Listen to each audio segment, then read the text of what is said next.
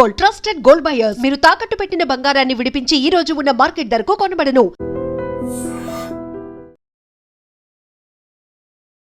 నమస్తే, welcome to I dream inside politics with కవిత.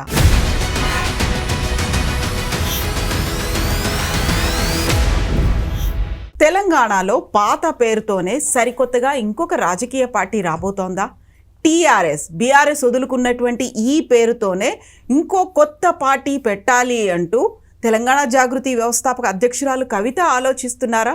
సరికొత్త పార్టీతో బీఆర్ఎస్ పార్టీ అస్తిత్వానికి దెబ్బ పడుతుందా? ఎందుకని టీఆర్ఎస్ అంటే ఒక ఎమోషన్, ఒక సెంటిమెంట్, అదే ఓట్లు తీసుకొస్తుంది అనే దాంతో పాటుగా సరికొత్త రాజకీయాలకి టీఆర్ఎస్ పార్టీయే సరైనటువంటి వేదిక అని ఎందుకు ఆలోచన చేస్తున్నారు? మనతో పాటుగా ఉన్నారు TRS party founder member and political analyst V Prakash garu. Prakash గారు నమస్కారం. సో మీరు టీఆర్ఎస్ పార్టీ ఫౌండర్ మెంబర్గా ఉన్నారు. ఆ కాలంలో టీఆర్ఎస్ అనేది తెలంగాణ రాష్ట్ర సమితి అనే పేరు ఎందుకని తీసుకురావాల్సి వచ్చింది? అది ఆల్మోస్ట్ ఒక 2 దశాబ్దాల పాటుగా ఒక ఎమోషన్, ఒక సెంటిమెంట్. మీకు ఆలోచన ఎందుకు వచ్చింది? అంటే మన లక్ష్యం తెలంగాణ రాష్ట్రాన్ని సాధించడం అనేది లక్ష్యం. తెలంగాణ రాష్ట్రాన్ని సాధించడం జాగ్రఫికల్గా తెలంగాణ రాష్ట్ర సాధన సమితి అనే ఒక ఆలోచన వచ్చింది అప్పుడు. బట్ లెంతీగా అవుతుంది. తెలంగాణ ప్రజాసమితి అని అప్పుడు ఎట్లయితే అనుకున్నామో, ఆ తెలంగాణ ప్రజాసమితిని రివైవ్ చేద్దామంటే దాని రిజిస్ట్రేషన్ వేరే వాళ్ళ దగ్గర ఉంది, వాళ్ళు ఇవ్వరు. ఇదంతా ఎందుకు సమస్య అని చెప్పి ప్రజా పేరు దగ్గర రాష్ట్రాన్ని పెట్టేద్దాం, సాధనాన్ని పెట్టకపోయినా తెలంగాణ రాష్ట్రం కోసమే ఇది ఉన్నట్టుగా. రేపు తెలంగాణ రాష్ట్రం వచ్చినాక మళ్ళీ సాధన అనే పదం తీసేయాల్సి వస్తుంది. అందుకని అన్నీ ఆలోచించి విత్ గ్రేట్ కాన్ఫిడెన్స్ తెలంగాణ రాష్ట్రాన్ని సాధిస్తాం. అయితే తెలంగాణ రాష్ట్ర సమితి అంటే అప్పుడు సాధన కోసం, ఇప్పుడు అభివృద్ధి కోసం. అట్లా తెలంగాణ రాష్ట్ర సమితి అనేది ఫిక్స్ అయింది. దీనిలో ప్రధానంగా ఇన్నయ్య గారు, గాదే ఇన్నయ్య, కేసీఆర్ గారు, మత్స్యనాచారి గారు, నేను, ఆనాడు బోయినపల్లి హనుమంతరావు గారు, నిమ్మ నరసింహారెడ్డి, మేమందరం ఉన్నప్పుడు అది డిసైడ్ చేయడం జరిగింది. కేకే మహేందర్ రెడ్డి కూడా, భరత్ కుమార్, వీళ్ళంతా స్టార్టింగ్లో మాతో పాటు అసోసియేట్ అయ్యారు. అట్లా ఆ పేరును కేసీఆర్ గారే డిసైడ్ చేశారు ఫైనల్గా. అది కానీ జెండా విషయంలో కానీ ఆ చర్చ చాలా రోజులు జరిగింది, ఒకరోజు కాదు. అన్నీ విన్న తర్వాతనే కేసీఆర్ గారు ఆయన మనసులో ఉన్న ఆ పేరునే స్థిరపరిచారు. ఓకే, ఆ టీఆర్ఎస్ కాస్త బీఆర్ఎస్గా మారిపోయింది. ఇప్పుడు మీరు ఏదైతే రాష్ట్ర సాధన, ఆ తర్వాత రాష్ట్ర అభివృద్ధి అనుకున్నారో, 2 అయ్యాయి కాబట్టి దేశవ్యాప్తంగా మేము విస్తరిస్తాము అనుకుంటూ బీఆర్ఎస్కి వైపు వెళ్ళారు. బీఆర్ఎస్ దాకా వెళ్ళిన తర్వాత మళ్ళీ టీఆర్ఎస్ అంటే తన ఉనికి కోల్పోయింది, తన అస్తిత్వాన్ని కోల్పోయింది అనేటువంటి భావన అలాంటిది ఏమైనా కనిపించిందా? అంటే కొంత ప్రజల లోపల కన్ఫ్యూజన్ వచ్చినా కూడా సింబల్స్ ఏముండేసరికి దానివల్ల పెద్దగా, ఒకవేళ ఓటమికి కారణాలు మీరు లిస్ట్ అవుట్ చేసినప్పుడు దానికి ఏ నంబర్ ఇస్తారని నేను అడిగితే చివరి నంబర్ ఇస్తా. 26 కారణాలు వచ్చాయి నేను కౌంట్ చేస్తే. అందులో ఇదైతే కౌంట్ చేయలేదు, 27వ కారణం అవుతుంది ఇది. ఓటమికి సంబంధించినంత గెలుపు ఓటములు బీఆర్ఎస్ అని పెట్టినంత మాత్రాన కాలేదు. 2 విషయాలలో ఏమైందంటే, బీఆర్ఎస్ అని పెట్టడం వల్ల దృష్టి కొంచెం దేశవ్యాప్తంగా ఆయన స్టడీ కానీ, ఆయన ఆలోచనలు కానీ, ఆయన టైం ఇవ్వడం కానీ, అనేక సార్లు మహారాష్ట్రలో పర్యటించారు, చాలా మీటింగ్స్ పెట్టారు. ఆ మీటింగ్స్ కోసం ఇక్కడున్న ముఖ్య నాయకులను డైవర్ట్ చేశారు. ఇప్పుడు ఉదాహరణకు అలా ఈయన ఉండేవాడు, ఏది జీవన్ రెడ్డి ఎమ్మెల్యే ఆర్మూర్, ఈయన ఏమైనా అక్కడే ఉన్నాడు, పోయి కాన్స్టిట్యున్సీలో ఓడిపోవాల్సి వచ్చింది. ఇట్లా కేసీఆర్ గారు కూడా ఇక్కడ 3 నెలల ముందు ఇక్కడ ప్లానింగ్ చేయడానికి బదులు అక్కడ పోయి టైం అంతా స్పెండ్ చేశారు. వీటి వల్ల బీఆర్ఎస్ పెట్టడం వల్ల నష్టం జరిగింది, కానీ వేరే రకంగా భారత రాష్ట్రం పెట్టడం వల్ల నష్టం జరిగిందని నేను అనుకోను. కేసీఆర్ గారికి ఒక స్థిరమైన ఆలోచన ఉంది. రాష్ట్రానికి ఏదైనా మేలు జరగాలంటే కేంద్రంలో అధికారంలో ఉండాలి. ఎందుకంటే డెవల్యూషన్ విషయంలో కానీ, ఇప్పుడు ఉత్తర భారతదేశం దక్షిణ భారతదేశం మీద డామినేట్ చేసే పద్ధతి, బీహార్ ఉత్తరప్రదేశ్లో గెలిచిన వాళ్ళే ఎప్పుడు రాజ్యం వెళ్తున్నారు, అంటే చక్రం తిప్పుతున్నారు అక్కడ. కాబట్టి మనం ఎందుకు కాకూడదు? సో భారత రాష్ట్ర సమితి పెట్టి మనము నేషనల్ లెవెల్ పాలిటిక్స్లో చక్రం తిప్పాలి. ఇప్పటిదాకా స్వతంత్రం వచ్చిన తర్వాత మౌలిక వసతుల కల్పనలో కానీ, ప్రజల కనీస అవసరాలు తీర్చడంలో కానీ అన్ని ప్రభుత్వాలు విఫలమైనవి. అయితే ఈజ్ అ డిఫరెంట్ పర్సన్. విజేతలు భిన్నమైన పనులు చేయరు, భిన్నంగా చేస్తారని చెప్పడానికి కేసీఆర్ ఒక ఉదాహరణ. ఏ పని చేసినా ఆయన ఒక డిఫరెన్స్ అనేది కనబడుతుంది అలా. సో ప్రజల పట్ల ప్రేమ ఏదైతే ఉన్నదో దేశవ్యాప్తంగా ఆయన దాన్ని ఎక్స్పాండ్ చేశాడు. తెలంగాణ కోసం ఎట్లా ఆలోచించాడో దేశవ్యాప్తంగా రైతుల పరిస్థితి చాలా అధ్వానంగా ఉంది. రైతు వ్యతిరేక చట్టాలు తెస్తున్నారు, నీళ్లను ఉపయోగించుకోవట్లేదు, సముద్రంలో కలుస్తున్నాయి. ఇట్లాంటివన్నీ కూడా ఆలోచించి ఫైనల్గా ఏం చేశాడంటే ఆయన ఫారెస్ట్ కవర్ పెంచాలన్నా ఇట్లాంటి హిమాలయాస్ కరిగిపోతున్నాయి, గ్లోబల్ వార్మింగ్ వస్తున్నది, సో దేశవ్యాప్తంగా ఉంటే బాగుంటుంది అనేది ఇప్పటికి కూడా తగ్గేదే లే. కేసీఆర్ గారు ఎట్టి పరిస్థితుల్లో కూడా దాన్ని మళ్ళీ టీఆర్ఎస్గా మార్చరు. బీఆర్ఎస్గానే ఉంటారు. మరి అక్కడ టీఆర్ఎస్గా మార్చరు అనుకున్నప్పుడు ఆ టీఆర్ఎస్ పేరు అనేది ఇప్పుడు ఫ్రీజ్ అయి ఉందా, ఫ్రీగా ఉందా, ఎవరైనా వాడుకోవచ్చా? ఎప్పుడు కూడా ఏంటంటే ఒక పార్టీ పాపులర్ అయిన తర్వాత రిజిస్టర్డ్ పార్టీగా, రికగ్నైజ్డ్ పార్టీగా ఆ పేరు వేరే వాళ్ళకి ఇవ్వరు. బట్ అక్కడ ఓపెన్ ఉంటుంది. కానీ దానికి ఏంది డిస్క్రిప్షన్ తప్ప మ్యాండేటరీ గైడ్ లైన్స్ ఏం లేవు. డిస్క్రిప్షన్ ప్రకారం వాళ్ళు ఇవ్వాలనుకుంటే ఇవ్వచ్చు. బట్ ఇప్పటిదాకా ఆ సాంప్రదాయం లేదు. ఒక బాగా పాపులర్ అయ్యి రికగ్నైజ్ అయిన పార్టీని ఇంకోరికి ఇవ్వడం అనేది జరగలేదు, కాబట్టి ఇవ్వరని నేను అనుకుంటున్నాను. సో యూజువల్గా అక్కడ ఎన్నికల సంఘంకు ఉన్నటువంటి నిబంధనలు కావచ్చు, అక్కడ ఉన్నటువంటి ప్రోటోకాల్స్ అనేవి ఎలా ఉంటాయి? ఇప్పుడు బీఆర్ఎస్గా మారి 3 ఏళ్ళు అవుతుంది. అదొక వ్యాక్యూమ్ ఉన్నది ఎలక్షన్ కమిషన్ యాక్ట్లో. ఆ వ్యాక్యూమ్ అనేది అట్లాగే ఉంది. వాళ్ళు డిస్క్రిప్షన్ మాత్రమే, అది ఒక సాంప్రదాయం మాత్రమే. ఒకసారి పేరు మార్చుకున్న తర్వాత అది ఓపెన్ అవుతుంది. బట్ ఓపెన్ అయినా ఇవ్వకూడదు అనేది ఒక సాంప్రదాయం. ఓకే, ఇప్పటిదాకా ఇవ్వలేదు. సో 3 ఏళ్ళు అయితే దాటింది. దానికి ఏమి 3 ఏళ్ళు 6 ఏళ్ళు ఏం లేదు.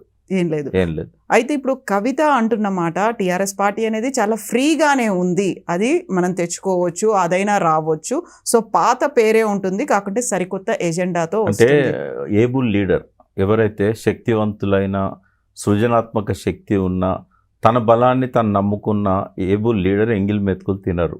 ఎందుకంటే తను స్వయంగా కష్టపడి నిర్మించాలనుకుంటారు, ఇంకోరు వదిలేసిన దాన్ని తినరు.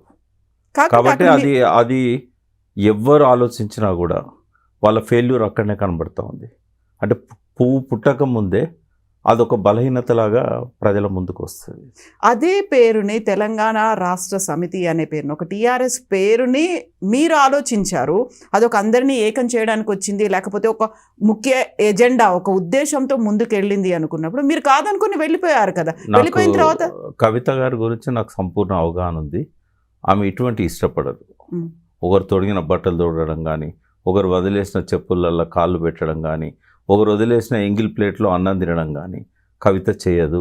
కవిత ఏంటంటే ఆమె మైండ్లో ఎప్పుడు కూడా తన సుప్రీమసీ, తన ఆలోచన, ఆ పట్టుదల ఉన్న మనిషి ఆమె. ఆ మీడియాలో ఎట్లా వచ్చిందో నాకు తెలియదు, కానీ నాకు తెలిసినంత వరకు ఆమె ఇటువంటి పని చేయదు. ఇంకెవరైనా చేస్తారేమో కానీ చాతగాని వాళ్ళు. ఆమె ఏంటంటే చేయదలుచుకుంటే ఆమె కొత్తగా పార్టీ పెడుతుంది, తిరుగుతుంది, ఎదుగుతుంది. అంతేగాని ఇంకోరి వదిలేసిన జోళ్ళల్లో, ఖాళీ జోళ్ళల్లో ఆమె కాలు పెట్టే మనిషి కాదు, ఆ రకం కాదు ఆమె. సో స్వయంగా చిట్ చాట్లోనే కవిత ఈ మాటలు అన్నారు, అది ఫ్రీగా ఉంది, అది మనం వాడుకోవచ్చు, అండ్ ఎజెండాకి సంబంధించి కూడా మనం డెసిషన్ తీసుకోవచ్చు. సిద్ధాంతకర్తలు ఆచార్య ప్రొఫెసర్ జయశంకర్ది ఏదైతే ఉందో ఆ సిద్ధాంతాలకు అనుగుణంగానే ఇది నడుస్తుంది తప్ప బీహార్ నుంచి వచ్చినటువంటి వాళ్ళు ఎవరు స్ట్రాటజిస్టులు ఉన్నారు. జయశంకర్ గారి ఫోటో మీద కానీ పేరు మీద కానీ పేటెంట్ ఎవరికి లేదు, కాబట్టి ఆయన పేరు వాడుకోవచ్చు. మా జ్యోతిరావు పూలే పేరు వాడుకున్నట్టుగా ఎవరి పేరైనా వాడుకోవచ్చు. ఆయన కావాలనుకుంటే కేసీఆర్ గారి ఫోటో కూడా పెట్టుకోవచ్చు. ఎందుకంటే ఆయన ఒక టీఆర్ఎస్కి అధ్యక్షుడు కాదు, తెలంగాణ ప్రజలకు ఒక ఆరాధ్యుడు. కాకపోతే కేసీఆర్ ఫోటో పెట్టుకోవాలని గతంలో చాలా సార్లు ఆమె ఏదన్నా పెట్టుకోనియండి. నేను అనేది ఏంటంటే నిజంగానే తెలంగాణ ఇంట్రెస్ట్తో నా పార్టీ పెట్టుకోదలుచుకుంటే కొత్త రూపంలో రావాలి. డెఫినెట్గా ఒకసారి ఈ పార్టీని వదిలేసిన తర్వాత, ఈ పార్టీ ఇచ్చిన ఎమ్మెల్సీ పదవి వదిలేసాక షీఈ్ ఫ్రీ బర్డ్. కాబట్టి ఒక సరైన దారిలో ఎదగాలని కోరుకుంటాం. మళ్ళీ ఈ అవలక్షణాలన్నీ ఎందుకు? ఇవన్నీ అవలక్షణాలు నా దృష్టిలో. ఇది ఈ పాత పేరు సేమ్ పేరును మళ్ళీ తీసుకోవడము, ఇదేంటంటే ఆ జస్టిఫికేషన్ ఉండదు, మళ్ళీ అది విమర్శలకు తావిస్తుంది. ఈమెకు చేత కాదట సొంత కుంపటి పెట్టుకోవడానికి మళ్ళీ ఆ పేరే తీసుకోవాలని అని అంటారు జనాలు. కాకపోతే చాలామంది ఎదురు చూస్తున్నారు, ఒక బీఆర్ఎస్ కాదు టీఆర్ఎస్ అయితేనే బాగుంటుంది, ఒక ఎమోషన్ మాకంటూ ఒక కనెక్ట్ అనేది ఉంది, దాంతో 20 ఏళ్ల నుంచి మేము ఆ కనెక్షన్తో ఉన్నాము, అలాగే మేము ఎదిగాము, పార్టీ ఎదిగాము అనుకునేటువంటి కొంతమందిలో ఆ వాక్యూమ్ అనేది ఉంది, దాన్ని ఫిల్ చేసుకోవడం. అంటే వాళ్ళకి అర్థం కావాల్సింది ఏంటంటే ఆ పేరు మార్చడంలో ఉన్న బ్యాక్గ్రౌండ్ ఏంది, అసలు ఎందుకు కేసీఆర్ గారు బీఆర్ఎస్ అని పెట్టారు, ఇప్పుడు ఉన్న పరిస్థితుల్లో ఎందుకు వెనక్కి రావాలి అంటే అంత కొంపే మునగలేదు. మళ్ళీ ఆయన విజృంభిస్తాడు, నెక్స్ట్ అధికారంలోకి వస్తాడు. ఆ బీఆర్ఎస్ అనేది దేశవ్యాప్తంగా స్ప్రెడ్ అవుతుంది. It takes time. 5 ఏళ్ళు పట్టచ్చు, 10 ఏళ్ళు పట్టచ్చు. రేపు ఒకవేళ అధికారంలోకి వచ్చినాక కొంతకాలం తర్వాత రాష్ట్ర నాయకత్వాన్ని కొడుకు చేతుల్లో ఇంకోరి చేతుల్లో పెట్టి అని దేశవ్యాప్తంగా స్ప్రెడ్ అయ్యే అవకాశం ఉంటుంది. కేవలం పార్టీ పేరు తీసుకున్నంత మాత్రాన ఓట్లు పడే ఎవరికైనా. పార్టీ సింబల్ కారు ఉంది, సింబల్కి ఎక్కువ ఇంపార్టెన్స్ వస్తుంది. రెండవది ఏంటంటే టీఆర్ఎస్ అని పెట్టుకోవడానికి తెలంగాణ రాష్ట్ర సమితి అని పెట్టాల్సిన అవసరం లేదు. తెలంగాణ రైతు ఏదన్నా ఎస్ అని పెట్టడానికి సమీకరణం, సంఘము, ఇంకోటో పెట్టుకోవచ్చు ఆయన. అట్లా దానికేం అభ్యంతరం ఉండదు కదా. అన్నంత మాత్రాన 3 అక్షరాలను చూసి ఓట్లు వేయరు. డెఫినెట్గా దాని లీడర్షిప్ ఎవరు, వాళ్ళ సిద్ధాంతాలు ఏంటి, వాళ్ళ గుర్తు ఏంటి, ఇవన్నీ ఉంటాయి. ఇప్పుడు ఇందిరాగాంధీ కూడా పాత కాంగ్రెస్ పార్టీని వదిలేసినప్పుడు ఆ పార్టీ ఆమెకున్న ఇమేజ్ వల్ల 370కి పైన పార్లమెంట్ సీట్లు వచ్చినాయి. ఆ పేరు మార్చుకున్నది, గుర్తు మార్చుకున్నది. ఆమె కాడెడ్ల గుర్తు పోయి ఆవుదూడ గుర్తు వచ్చింది. పాత కాంగ్రెస్ పోయి ఇందిరా కాంగ్రెస్ అనే పేరు వచ్చింది, అప్పుడు జాతీయ కాంగ్రెస్ అని. ఇట్లా పేరు మారినంత మాత్రాన కాదు, లీడర్షిప్ అనేది ఇవ్వాలి. ఇప్పుడు ఉదాహరణకు శివసేనది కూడా మనం చూసాం. ఇట్లా మనం పేరు మార్చడం అనేది అది ఒక్కటే ఓట్లను తీసుకురాదు. ఇప్పుడు దానివల్ల ఆమె బలహీనరాలనేది అర్థమవుతుంది జనానికి. ఈమె సొంత బలంతో గెలిచే పరిస్థితి లేదు కాబట్టి టీఆర్ఎస్ను అరువు తెచ్చుకుంటుంది అని అంటారు. అది కవిత గారికి అట్లా రావడం నాకు ఇష్టం లేదు. అయితే ఈ ఆలోచన ఒకటి వస్తోంది, తన చిట్చాట్లో ఆ అభిప్రాయాన్ని చెప్పారు అనుకున్న తర్వాత మళ్ళీ బీఆర్ఎస్ పార్టీకి సంబంధించి అరే మనకు టీఆర్ఎస్ ఉంటే బాగుండేది, ఒకవేళ ఇప్పుడు మనం మారకపోయినా కానీ ఈ టీఆర్ఎస్ ఇంకెవరికి పోకుండా ఉంటే బాగుంటుంది అనేటువంటి అభిప్రాయం. ఆ మాత్రం జాగ్రత్త పడతారు కదా. అదే పేరుతో అయితే ఆమెకు రాదు. తెలంగాణ రాష్ట్ర సమితి అనేది రాదు, అవుట్ ఆఫ్ క్వశ్చన్. జనరల్గా అట్లా ఇచ్చే సాంప్రదాయం ఎలక్షన్ కమిషన్కు లేదు. ఒకవేళ ఇవ్వాలనుకున్నా అది వీళ్ళు డెఫినెట్గా అబ్జెక్షన్ చేస్తారు. ఎందుకంటే వాళ్ళ ఒపీనియన్ అడుగుతారు, వాళ్ళకు నోటీస్ ఇస్తారు, ఇట్లాంటివన్నీ ఉంటాయి. అది ఇవ్వాలనుకున్నా నోటీస్ ఇవ్వకుండా ఇయ్యరు. కాబట్టి దాన్ని కోర్టు పోయినా కూడా ఆపగలుగుతారు. కోర్టు కూడా తన డిస్క్రిప్షన్ ఉపయోగించి ఇవ్వకూడదంటది. కాలయాపన తప్ప, టైం వేస్ట్ తప్ప ఏముంటుందమ్మా? ఉన్నదే చాలా తక్కువ సమయం. చేయండి, ఒక పార్టీ పెట్టి ఎస్టాబ్లిష్ చేయడానికి ఎన్టీ రామారావు లాంటి వాళ్లకు ఆ రోజుల్లో వాక్యూమ్ ఉన్నది, ఇమేజ్ ఉన్నది, 9 నెలలు సరిపోయింది. కేసీఆర్ గారికి చాలా టైం పట్టింది. కాబట్టి ఇప్పుడు ఎవరు పెట్టుకున్నా కూడా ఒక పార్టీని పెట్టి ఓ ఎమ్మెల్యేని గెలిపించుకోవాలన్నా కూడా 3-4 ఏళ్ళ సమయం పడుతుంది. ఇప్పుడున్న టైంలో మళ్ళీ కోర్టు స్టేలు ఇవన్నీ తలనొప్పులు ఎందుకు? అది వాళ్ళ పార్టీకి సంబంధించిన వాళ్ళు ఎవరైతే ఫ్యూచర్ పార్టీ లీడర్స్ ఉంటారో వాళ్ళు అర్థం చేసుకోవాల్సింది ఏంటంటే విధానాల మీద, సిద్ధాంతాల మీద ప్రజల్లోకి వెళ్ళండి. ఈ పేరు గొడవలో కూడా అనవసరంగా 2 ఏళ్ళు వేస్ట్ చేసుకోవద్దు. 3 పార్టీలు ఆల్రెడీ ప్రధానంగా కనిపిస్తున్నాయి. పోటీ అనేది వాటి మధ్య ఉంటుంది అనుకున్నప్పుడు అవి ప్రాపర్గా చేయాల్సినంత పని ప్రజల కోసం చెయ్యట్లేదు. ఇంకా పోరాటాలు, సమస్యలు అవన్నీ అలాగే ఉన్నాయి. కాబట్టి ఒక ప్లేస్ అనేది, ఒక వాక్యూమ్ అనేది ఉంది, దాన్ని ఫిల్ చేయడానికే కవిత వస్తోంది. అవసరం కూడా ఉంది అనేది. ఇప్పుడు ఆ అవసరం ఉంది అని మీరు అనుకోవట్లేదు? వాక్యూమ్ లేదమ్మా. తెలంగాణ పాలిటిక్స్లో ప్రజలు ఇంకొక శక్తి కోసం ఎదురు చూస్తున్న పరిస్థితి లేదు. తప్పు చేశాము అంటే వాళ్ళు తప్పు చేశామని వాళ్ళు అనుకోవచ్చు, బట్ మనము ఓడించకుండా ఉండాల్సింది అని ఆ 38% ఎవరైతే ఓట్లు వేశారో వాళ్ళు కాకుండా బయట ఉన్న సెక్షన్లో ఒక రియలైజేషన్ అనేది కనబడుతూ ఉంది. అంటే స్వయంగా విన్నా కాబట్టి చెప్తున్నాను నేను, మేము తప్పు చేశాము. కొంతమంది అయితే ఊరికే, నేను ఎప్పుడో ఎమోషనల్గా మాట అన్నా, తప్పు చేసిన వాళ్ళు చెంపలేసుకోవడంగా చెప్తో కొట్టుకోవాలని. నాకు వీడియోలు పెట్టారు, చెప్తో కొట్టుకున్నాం మేమని. వీడియోలు, చెప్తో కొట్టుకునే వీడియోలు. రైతులు అంటే నాదే పొరపాటు అనుకున్నా, అట్లా అనుకుంటూ ఉండాల్సింది అని. అయితే ఇప్పుడు రియలైజేషన్ కనబడతా ఉంది. కాబట్టి వాక్యూమ్ ఏం లేదు. ఇప్పుడు పోటీ కూడా 3 పార్టీల మధ్య కేవలం ఒక 10-15 కాన్స్టిట్యున్సీలలో ఉంటుంది. బట్ మెజారిటీ కాన్స్టిట్యున్సీలలో రేపు పెరిగే నియోజకవర్గాలతో పాటుగా మెజారిటీ కాంగ్రెస్ వర్సెస్ బీఆర్ఎస్ ఉంటుంది. ఓకే, అంతే. ఇప్పుడు టీఆర్ఎస్ కాకపోతే తెలంగాణ ప్రజా జాగృతి అనే పేరుతో తనే ఒక పార్టీ తీసుకొస్తారనేది ఇంకొక మాట కూడా వినిపిస్తోంది. అవును, పెట్టనియండి, ఎన్నెన్ని ఉండనియండి. అప్పుడు Mao communist party China chairman ఎవరైతే ఉన్నారో ఆయన అన్నాడు ఏంది, 100 ఆలోచనలు సంఘర్షించనియండి, 1000 పుష్పాలు వికసించనియండి. అంటే క్లాషెస్ అనేది ఉంటేనే ఆ సంఘర్షణ నుంచే చరిత్ర పుడుతుంది. పరస్పరం సంఘర్షించే శక్తుల మధ్యనే చరిత్ర పుట్టానన్నాడు శ్రీశ్రీ. అంటే ఎన్ని పార్టీలు వస్తే అంత మంచిది. వాళ్ళు వాళ్ళ పద్ధతిలో ప్రజల్లోకి వెళ్తారు, అవేర్నెస్ తీసుకొస్తారు, క్రిటిసైజ్ చేస్తారు. పాలక పార్టీలకు ఏవైనా కూడా ఒక భయం అనేది వస్తుంది. ఎక్కువ మంది ఎక్కువ పార్టీలు మనల్ని వ్యతిరేకిస్తున్నాయి, మనం ఇది తప్పు చేయకూడదు. కాబట్టి ఎన్ని పార్టీలు వచ్చినా కూడా స్వాగతిద్దాం. బట్ వ్యాక్యూమ్ ఉన్నదనేది మాత్రం అవాస్తవం. సో ఒకవేళ కవిత అనే కనుక టీఆర్ఎస్ఏ అని పెడితే ఇప్పుడు ఉన్నటువంటి బీఆర్ఎస్లో అసంతృప్త లీడర్లు ఎవరైతే ఉన్నారో వాళ్ళు చాలా వరకు అక్కడికి వెళ్తారు అనేటువంటి మాట. ఎప్పుడో వెళ్ళేవారు కదా, ఆమె పార్టీని వదిలినాడే ఆమెతో వెళ్ళేవాళ్ళు, వెళ్ళలే కదా. అట్లేమి ఉండదు. పార్టీలో ఉన్న అసంతృప్తి లీడర్స్ ఎవరు వెళ్ళారు, ఎవరికన్నా టికెట్ రానప్పుడు వాళ్ళు బీజేపీ దిక్కో కాంగ్రెస్ దిక్కో ఇంకో పార్టీ దిక్కో చూస్తారు తప్ప, అంటే నిజంగానే ఆ స్థాయిలో టికెట్లు ఇవ్వగలిగే స్థాయికి ఎదిగితే ఆలోచిస్తారు. ఇప్పుడు ఉదాహరణకు ఒక ఎగ్జాంపుల్ చెప్తా. గతంలో 2004లో కాంగ్రెస్ బీఆర్ఎస్ అలయన్స్ అయినాయి. టీఆర్ఎస్ గద్వాల అరుణ గారికి, తర్వాత ఇంకొక దగ్గర ఎక్కడనో వాళ్ళకు టికెట్లు ఇవ్వలేదు కాంగ్రెస్. ఇవ్వకపోతే వెతుక్కుంటూ పోయి జనతా పార్టీ టికెట్ తెచ్చుకొని గెలిచారు. ఇప్పుడు కూడా చాలామంది మన కవిత సింబల్ ఏదో ఉండే కదా, రిపబ్లికన్ పార్టీదా, టైగర్, అదే మన సుభాష్ చంద్ర ఫార్వర్డ్ బ్లాక్ టికెట్లు తెచ్చుకున్నారు. అంటే అట్లేమన్నా టికెట్లు ఇస్తారేమో కానీ ఎవరు అసంతృప్తివాదులు అయితే నాకు తెలిసి పోయేది కనబడదు మనకు. ఈసారి బీఆర్ఎస్ అధికారంలోకి వస్తుందనే హోప్ అనేది అప్పటి వరకు ఇంకా ఎక్కువ అవుతుంది ఎలక్షన్స్ నాటికి. అయినప్పుడు టికెట్ రాకుండా ఏమన్నా చేసుకోవచ్చు అని అనుకుంటారు తప్ప టికెట్ల కోసం ఇంకోటి కాన్స్టిట్యున్సీస్ పెరుగుతున్నాయి కాబట్టి అకామిడేట్ చేయడం కూడా పార్టీకి ఈజీ అవుతుంది. ఓకే, సో అదే బీఆర్ఎస్ పార్టీకి సంబంధించి 2 కీలక నేతలకు ఊహాగానాలు విపరీతంగా వినిపిస్తున్నాయి. అందులోనూ ప్రధానంగా వినిపిస్తోంది కాంగ్రెస్ సీనియర్ లీడర్, మాజీ ఎమ్మెల్యే, మాజీ ఎమ్మెల్సీ జీవన్ రెడ్డి గారు బీఆర్ఎస్ పార్టీలో జాయిన్ అవుతారు. ఆయన కూడా ఒక డెసిషన్ తీసుకోబోతున్నారు, అనౌన్స్ చేస్తారు అనేది. అంటే అక్కడ ఆల్టర్నేట్ లేదు ఆయనకి. ఇప్పుడు సంజయ్ గారు ఇందులోంచి అందులో పోయారు, ఆయనకు టికెట్ కన్ఫర్మ్ అవుతుంది. నెక్స్ట్ ఆయన టికెట్ కన్ఫర్మ్ అయినాక ఈయన ఏ పార్టీలో పోవాలి? ఆయన సెల్ఫ్ మేడ్ లీడర్, ఆయనే ఒక అసెట్ ఏ పార్టీకి అయినా. ఆయన బీజేపీని అడిగినా టికెట్ ఇస్తారు, టీఆర్ఎస్ని అడిగినా టికెట్ ఇస్తారు. కాబట్టి రెండిట్లో ఏది ప్రిఫర్ చేయాలనేది ఆయన ముందున్న సమస్య. కొత్త పార్టీ పెట్టలేడు ఒక్క కాన్స్టిట్యున్సీలో.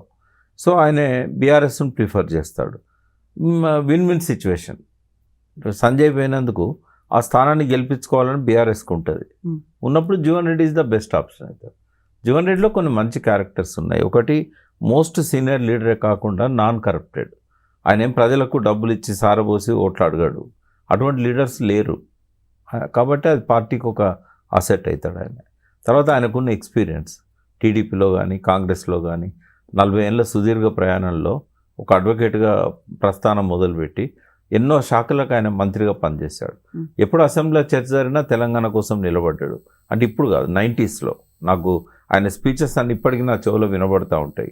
97లో అసెంబ్లీలో తెలంగాణ మీద చర్చ జరిగినప్పుడు కూడా ఆయన అనర్గళంగా తెలంగాణ మీద మాట్లాడాడు. కాబట్టి పార్టీకి ఒక అసెట్ ఆయన రావడం అనేది ఆయనకు ఒక అసెట్ అవుతుంది. ఓకే, సో బీఆర్ఎస్ పార్టీలోనే జాయిన్ అవుతారని మీరు అనుకుంటున్నారు? నేను 100% ఇలానే వస్తాను. ఎందుకంటే ఆయన మెచ్యూర్డ్ పొలిటీషియన్. బీజేపీ అక్కడ ఏం లేదు జగిత్యాలలో. ఒకవేళ ఆయన బీజేపీలో పోతే ఆయనకు మైనస్ అవుతుంది అక్కడ. ఓకే, సో ఇప్పుడు రెండో లీడర్ గురించి మాట్లాడుకుంటే ఈటెల రాజేందర్. ఆయన నన్ను బీఆర్ఎస్ పార్టీ మెడల్ పట్టి బయటికి గెంటేసింది, 5 ఏళ్ళు అయింది, ఆ తర్వాత నేను ఇప్పుడు రెస్పాండ్ అవుతున్నాను అని ఆయన మాట్లాడారు. నేను శోభ మళ్ళీ బీఆర్ఎస్లోకి వెళ్తాము అనేటువంటి మాటలు ప్రచారాలు చేస్తున్నారు అనే దాని మీద. సో ఈటెల రాజేందర్ నేను వెళ్ళను అనే మాట చెప్తున్నారు. బట్ ఆయన పేరు ఎందుకని పదే పదే వినిపిస్తోంది? అంటే ఆయన అభిమానులు కోరుకుంటున్నారు అక్కడ ఉంటే గెలవడు అనవసరంగా. అంటే ఎమ్మెల్యే గెలుతాడు, బట్ ఆయన ఎక్స్పెక్ట్ చేసిన మంచి పొజిషన్లు ఏమి అందులో రావు. ఎందుకంటే బీజేపీ గవర్నమెంట్ వచ్చే పరిస్థితి లేదు. మళ్ళీ ఎంపీగానో గెలవాలి, లేకుంటే ఎమ్మెల్యే గెలవాలి. అయితే ఇవాళ ఉన్న సిచ్యువేషన్లో ఆయన కొంతకాలం మంత్రిగా ప్రజల మెప్పు పొందాడు. 7 సంవత్సరాలు, దాదాపుగా 7-7.5 సంవత్సరాలు. పర్టికులర్గా కోవిడ్ టైంలో కూడా ఆయనకు మంచి పేరు వచ్చింది. ఎంతోమందికి ఫోన్లు చేస్తే బెడ్లు ఇవ్వడం, ఆయన ప్రతి హాస్పిటల్ పోయి పేషెంట్లను విజిట్ చేశాడు. సో అట్లా ఆయనకు ఉన్న ఆ ఇమేజ్ వల్ల ప్రజలు ఏమనుకుంటున్నారంటే మీరు మళ్ళీ బ్యాక్ వెళ్ళాలి అనేది పెద్ద డిమాండ్ ఉంది. ఆ ఇంటర్నల్గా చెప్పేవాళ్ళు, క్లోజ్గా ఉన్న వాళ్ళు ఇంటర్నల్గా చెప్తున్నారు, బయట ఉన్న వాళ్ళు అయితే ఓపెన్గానే చెప్తున్నారు. సో ఈ ప్రజల డిమాండ్ అనేది ఇంపార్టెంట్. ప్రజలు ఆలోచిస్తున్న దానికి అనుగుణంగా పోగలిగితే 4 కాలాల పాటు మంచిగా ఉంటాడు. వ్యక్తిగత కోపాలు తాపాలు రాజకీయాలలో ఉండవు. ఎన్నికలకు ముందు నా చిరునామా ఏందని ప్రతి ఒక్క నాయకుడు చెక్ చేసుకోవాలి. ఇక్కడ ఉంటే నీకు ఉపయోగం లేదనుకున్నప్పుడు గదో పట్టుకోనో కడుపులో తలబెట్టో కాళ్ళు పట్టుకోనో తనకు అనుకున్న పార్టీలోకి ఎవరైనా పోవాల్సి వస్తుంది. ఎందుకంటే అది ఒకరోజు అవమానం కావచ్చు, మనకిష్టం లేని పని కావచ్చు, కానీ శాశ్వతంగా ఒక మంచి స్థానం దొరుకుతుంది. కాబట్టి ఆ రోజు జరిగిన ఈ కావేశాలు అప్పటి కోపం కేసీఆర్ కింద ఉంటుందని నేను అనుకోను. ఈయనకు కూడా కేసీఆర్ మీద నన్ను ఇట్లా చేసిండే అవమానపరిచిండే అనే కోపం శాశ్వతంగా ఉంటుందని నేను అనుకోను. రాజకీయాలలో ఇద్దరు మెచ్యూర్డ్ పీపుల్, కేసీఆర్ అయినా రాజేందర్ అయినా. కాబట్టి ఈ కోపాలు తాపాలు వాటిని ఇంకా కంటిన్యూ చేస్తారని నేను అనుకోను. డెఫినెట్గా వచ్చే అవకాశం అయితే ఉంది. కాకపోతే ఎప్పుడు అనౌన్స్ చేస్తారనేది వీ హ్యావ్ టు వెయిట్. ఇప్పుడు ఆయన అంత సీరియస్గా వాయిస్ చెప్పారు, వెళ్ళను, అంగీలు మార్చినంత ఈజీ కాదు రాజకీయ పార్టీ మార్చడం అంటే, అలాంటి పని నేను అస్సలే చేయను, ఒకసారి మారడమే తప్పు, అలాంటిది మళ్ళీ ఇంకోసారి ఆ తప్పు చేయను అని అన్న తర్వాత కూడా మళ్ళీ వెళ్తారు అనే స్కోప్ కనిపిస్తుందా?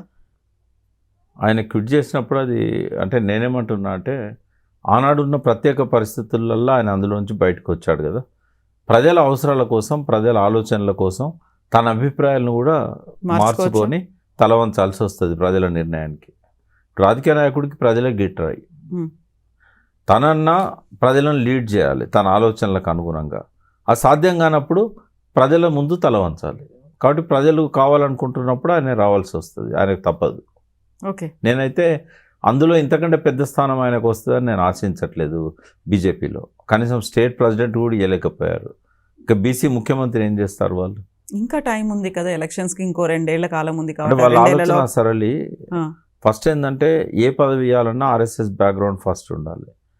ఈయనేమో కట్టర్ ఆర్ఎస్ఎస్ వ్యతిరేకంగా పెరిగినోడు, అంటే వ్యతిరేకంగా అని చెప్పకపోయినా లెఫ్ట్ చింత డిఫరెంట్ డైరెక్షన్స్ నుంచి వచ్చిన చింత తెచ్చిన పులుపు చావదు అన్నట్టుగా ఈ లెఫ్ట్లో ఉన్న వాళ్ళకు నువ్వు ఏం చేయి, పైకి జై శ్రీరామ్ అన్నా కూడా లోపల ఉండేది ఉంటుంది.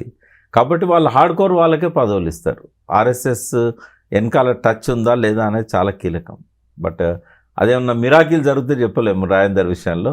నాకు తెలిసినంత వరకు ఆడ కూడా ఇంకోటి బీసీ నాయకునికి వెళ్ళాలన్నప్పుడు రాజేందర్ కంటే కూడా బండి సంజయ్ వాళ్ళకు యాక్సెప్టబుల్ క్యాండిడేట్ అవుతాడు. ముఖ్యమంత్రి క్యాండిడేట్ అయినా పార్టీ అధ్యక్షుడిగా రుజువు చేసుకున్నాడు, కేంద్ర మంత్రిగా ఉన్నాడు, ఆర్ఎస్ఎస్ కార్యకర్త చిన్నప్పటి నుంచి. కాబట్టి వీళ్ళిద్దరి మధ్య కాంపిటీషన్లో ఎవరు వస్తారంటే సంజయ్కి ఇస్తారు. ఇంకా బ్రహ్మల్లో రాజేందర్ ఉండాల్సిన అవసరం లేదు. కాబట్టి this is the best time and decision.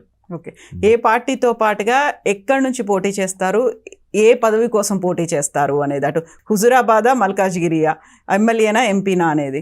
Huzurabad నుంచే ఎమ్మెల్యే చేస్తాడు నేనైతే అనుకుంటున్నా. ఇది అనుకోకుండా ఆయన కలిసి వచ్చిన అవకాశం ఎంపీ అనేది. బట్ ఎంపీగా ఉండి ఆయన ఏదో సాధించాలనే ఆలోచనలో లేడు. ఆయన వాళ్ళ కాన్స్టిట్యున్సీ ప్రజలకు మేలు చేయాలనుకుంటాడు, ఇక్కడ రాష్ట్ర రాజకీయాల్లో కీలకంగా ఉండాలనుకుంటాడు. ఆ పార్టీలో ఉన్న బీఆర్ఎస్లోకి వచ్చిన ఆయన ఎమ్మెల్యేగానే ఉంటాడు. సో ఇప్పుడు మనం కొత్త పార్టీ గురించి మాట్లాడుకున్నట్టుగా సరికొత్త వేదికలు కూడా తెలంగాణ నుంచి రాబోతున్నట్టున్నాయి. అందులోనూ కూడా తెలంగాణ అస్తిత్వ వేదిక. ఇప్పుడు మళ్ళీ సపరేట్గా అస్తిత్వ వేదిక అని ఇప్పుడు ఒకటి మళ్ళీ తీసుకురావాల్సినటువంటి అవసరం, అలాంటి పరిస్థితులు ఉన్నాయా? ఇప్పుడే కాదు, 2014లో కూడా ఉండే.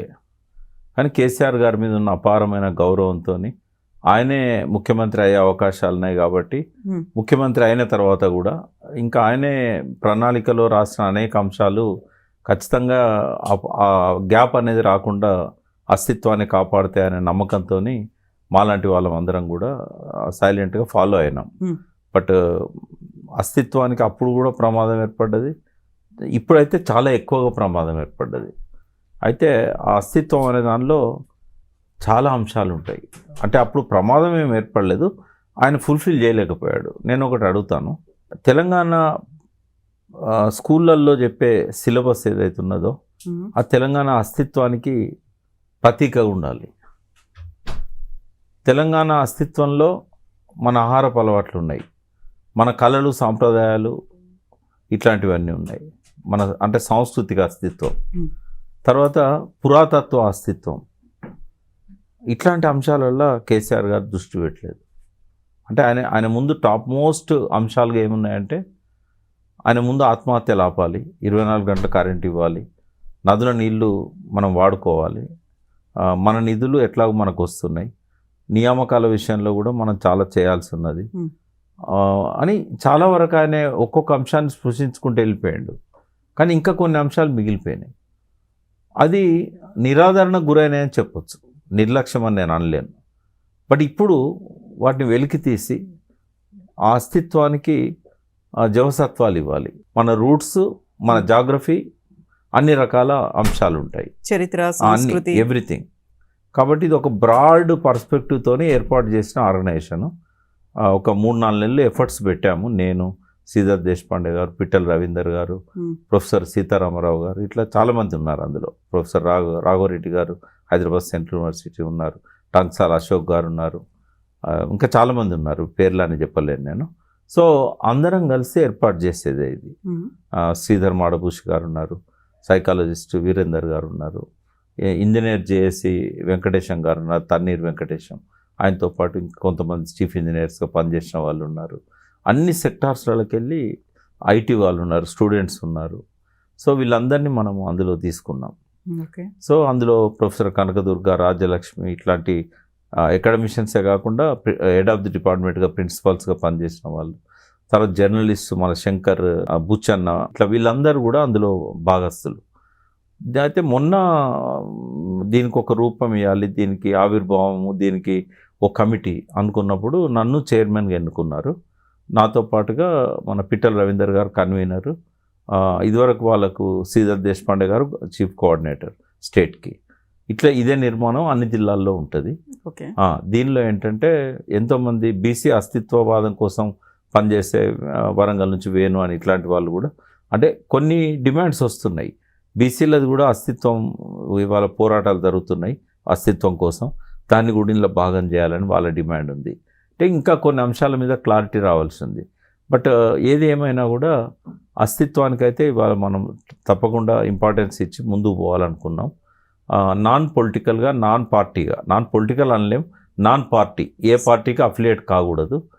మాలో చాలామంది మేము బీఆర్ఎస్ని ఇష్టపడ్డా కూడా రాజకీయాలను, బట్ ఇక్కడ మాత్రం అది ఒక నాన్ పార్టీ వేదికలాగానే ఉంచాలి. సో బీఆర్ఎస్ నుంచి సపోర్ట్ ఏమి ఉండదా? పార్టీలకు అతీతంగానే ఉంటుంది. పార్టీలకు అతీతంగా ఉంటుంది, ఏ రకమైన సపోర్ట్ ఉండదు. బట్ విధానాలు మంచి మేము ప్రవేశపెట్టినప్పుడు బీఆర్ఎస్కు అనుకూలంగా ఉండొచ్చు, ఒక్కోసారి కాంగ్రెస్ విధానాలకు అనుకూలంగా ఉండొచ్చు. ఇప్పుడు మూసీ మీద చర్చ జరుగుతుంది. మూసీ మీద మాకున్న పర్స్పెక్టివ్ను మేము ఈ మంత్రుల సబ్ కమిటీకి ఇవ్వాలనుకున్నాం. 15th లోపు మరి టైం సరిపోద్దో లేదో, బట్ ఒకటైతే మా ఆల్టర్నేట్ మోడల్ను మూసి ఎట్లుండాలనే అలా కొన్ని మేము కేసీఆర్ గారు చేసిన పాలసీస్ మీద కూడా డిఫర్ కావచ్చు మేము. కాబట్టి ఏ పార్టీ విధానాలను కూడా గుడ్డిగా సమర్థించేది లేదు. ఒకవేళ ప్రతిపక్ష పార్టీ చెప్పేటి కొన్ని బాగున్నాయి అనుకోండి, మేము చెప్పేది కూడా సిమిలర్ టోన్లో ఉండొచ్చు, దాన్ని ఏం చేయలేము మేము. బట్ ఏ పార్టీకి కూడా ఇది కొమ్ము గాయకూడదు, ఇండిపెండెంట్గా ఉండాలి. తర్వాత బ్లైండ్గా క్రిటిసైజ్ కూడా చేయకూడదు అనుకున్నాం. దాని బ్యాలెన్స్ మెయింటైన్ చేయాలి. అన్ని విషయాలలో, రాజకీయ అంశాలలో జోక్యం చేసుకోకుండా అస్తిత్వపు రిలేటెడ్ అంశాలు వాటి వరకే పరిమితం అవుతామని అనుకున్నాం. అది బహుశా 19th రోజు ఒక మీటింగ్ పెట్టి 19th రోజు ఒక మీటింగ్ పెట్టి ఆవిర్భావ సభ చేయాలనుకున్నాం. ఈ లోపు ఒక ప్రెస్ మీట్ పెట్టి ఈ అంశాలు ఏంటి అనేది చెప్తాం. ఎందుకు అన్ని ఏప్రిల్ వేదిక అవుతున్నాయి? ఇప్పుడు April 27th ఏమో టీఆర్ఎస్ ఆవిర్భావం, April 25th ఏమో కవిత తన పార్టీని అనౌన్స్ చేస్తా అంటున్నారు. మీరు కూడా April 19th అంటున్నారు. అట్లే అనుకోలేదు, చాలా రోజుల నుంచి ఇది నానుతా ఉంది. 3-4 నెలలు అయింది. మేము మానేరు చెక్ డ్యామ్స్ బ్లాస్ట్ అయినప్పుడు ఈ ఆలోచన వచ్చింది. కాబట్టి అనుకోకుండా వచ్చింది, అది ఇంకా ప్రొలాంగ్ చేయకూడదని. మాకు ఆ సెంటిమెంట్స్ ఏం లేవు, ఏప్రిల్ సెంటిమెంట్ అయితే ఏం లేదు. ఫస్ట్ మీ ఐ డ్రీమ్ ద్వారానే నేను ఈ వేదిక ఏర్పాటును, ఈ వేదికకు కమిటీ ఏర్పడ్డ విషయాన్ని మీ ద్వారానే మా సభ్యులకు కూడా తెలియజేస్తున్నాం. ఎందుకంటే చాలామంది రాని వాళ్ళకు ఇంకా మేము షేర్ చేయలేదు, బట్ ఫస్ట్ టైం మీ ముందు చేస్తాం. ఓకే, ఇప్పటికీ మనకి తెలంగాణకి సంబంధించి బోల్డ్ అని సంఘాలు, వేదికలు, పార్టీలు ఇవన్నీ ఉన్నాయి. గతంలోనే తెలంగాణ రాజ్యాధికార పార్టీ బీసీలందరినీ ఏకం చేయడానికి మల్లన్న ఒక పార్టీని తీసుకొచ్చిండ్రు. ఇన్ని పార్టీలు ఉన్నప్పుడు మీరు ఏం చేస్తారు? అందరూ పొలిటికల్గా అతీతంగా ఉంటుంది పొలిటికల్ సంఘాలు, ఒక బ్యాకప్ అనేది లేకుండా అంతటి మేమే చేస్తాము, వాళ్ళని ఇంక్లూడ్ చేసుకుంటాము అని చెప్పినప్పుడు సర్వైవల్ అనేది ఎలా ఉంటుంది? ఒక స్ట్రగుల్స్ అనేవి బోల్డ్ ఉంటాయి కదా. తెలంగాణ విద్యావంతుల వేదిక ఒకటి ఉండేది, మీకు ఐడియా ఉంది కదా. అవును. కోదన్ రామ్ గారు, శ్రీధర్ దేశపాండే, విఠల్, వీళ్ళంతా రవీందర్, పిట్టల్ రవీందర్, అవును. సేమ్ అదే తరహాలో ఇది కూడా అకాడమిక్గా కొంత దీనికి ఎక్కువ ఖర్చు ఏమి ఉండదమ్మా. ఎందుకంటే ఏడికన్నా పోయినప్పుడు అక్కడ ఎవరినో స్పాన్సర్ని భోజనాలు పెట్టమంటాం, వెహికల్స్ ఉన్నాయి ఎవరికి వాళ్ళకు, ఒక్కో దానిలో 4-5 వెళ్తాము. సెమినార్స్ పెట్టినప్పుడు హాల్ ఖర్చు, భోజనాల ఖర్చు ఉంటుంది. ఫస్ట్ అనుకున్నాం ఏంటంటే ఎవరిని అడగద్దు, మనమే కాంట్రిబ్యూట్ చేసుకుందాము.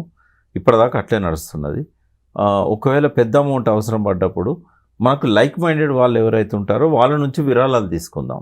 అంతేగాని దీనికి ప్రత్యేకంగా ఒక ఫండ్ అంటూ పెట్టుకోవడం కానీ, పొలిటికల్ పార్టీల మీద ఆధారపడడం కానీ చేయకూడదు అనేది అనుకున్నాం ఖచ్చితంగా. అయితే దీనికి ఉన్న లిమిటేషన్స్ ఏంటంటే, ఇప్పుడు ఏదైతే డెవలప్మెంట్ అనుకుంటున్నామో నా దృష్టిలో ఏమన్నా 1-2 మినహాయింపులు ఉంటే ఉండొచ్చు, కానీ వర్స్ట్ డిస్ట్రక్షన్ ఇది. ఇప్పుడు గుట్టలన్నీ ఖాళీ చేస్తున్నారు, అది డెవలప్మెంట్ అనుకుంటున్నారు. సింగరేణి బొగ్గంతా తీస్తున్నారు, అది డెవలప్మెంట్ అనుకుంటున్నారు.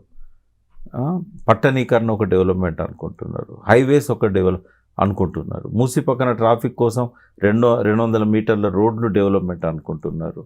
మూసి మధ్యలో భవనాలు డెవలప్మెంట్ అనుకుంటున్నారు. శివుణ్ణి మూసి నదిలో పెట్టి భక్తి అనుకుంటున్నారు. అన్ని వెరితలలు వేసినాయి. భక్తి ఆడంబరాలకు లోను కాదు. భక్తి అనేది ప్రశాంతంగా ఉండాల్సింది.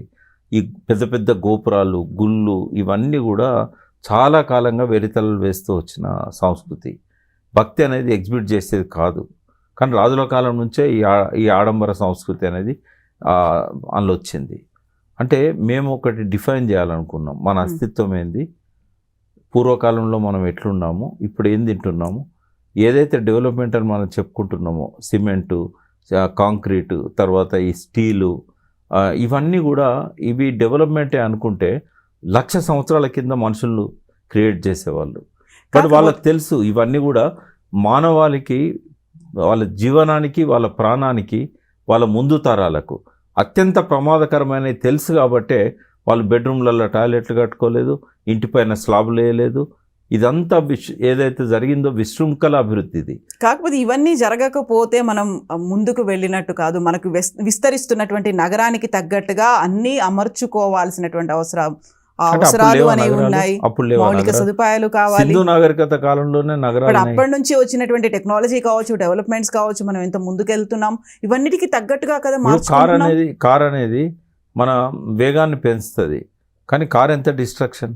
అది లేకుండా అయితే వెళ్ళలేం కదా. వెళ్ళలేని రోజులు 1,00,000 సంవత్సరాలు ఉన్నాయి. కారు వచ్చిన రోజులు నిజాము మసీద్కు నమాజ్ చేసుకోవడానికి పోతుంటే ఊళ్ళకి వెళ్ళి వచ్చి రోడ్ల మీద నిలబడి కారును చూసేవాళ్ళు. అంటే హైదరాబాద్లో పొద్దున ఒక కారు, మధ్యాహ్నం ఒక కారు కనబడేది. ఈ 100 సంవత్సరాలు కూడా కాలేదు ఇంకా. ఇప్పుడు 1,80,00,000 కార్లు, మనుషుల కంటే చాలా కార్ల సంఖ్య, అంటే అన్నీ కలిపి 2 వీలర్స్ ఇవన్నీ కలిపితే 1,00,000 పైన హైదరాబాద్కి వచ్చినాయి.